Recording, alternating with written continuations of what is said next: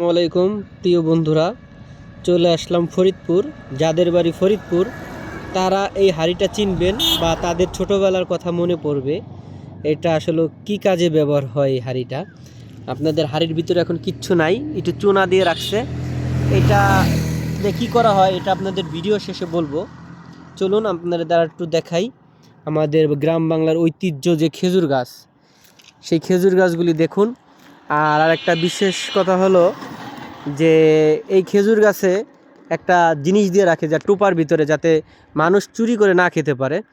আর এটা দেখুন, একটা গাছই কত কষ্ট করে একটা গাছ ঝরে, সেই ঝরার পরে যদি কোনো ব্যক্তি রস চুরি করে খেয়ে ফেলে, তখন সেই গাছের কিছু করার থাকে না। তখন সেই গাছই আপনার বাধ্য হয় একটা অন্য বিকল্প পথ বেছে নেওয়ার জন্য। তাই দেখুন কাকাটা কীভাবে কত কষ্ট করে গাছটা ঝুরে, দেখুন এই রৌদ্রের ভিতর গাছ কাটতেছে, গাছ ঝুরতেছে। কাকার জন্য সবাই দোয়া করবেন। আর যাদের বাবা নেই তারা অন্যরকমভাবে একটু বাবার স্নেহ দেখবেন।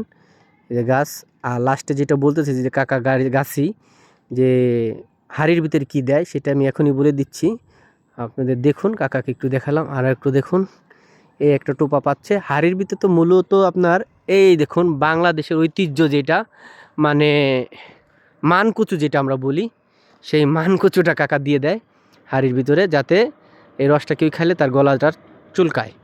তারপর কতটুকু এটা কাকা বলতে পারবে রস পায়, তারপরও চুরি হয় কিনা জানি না।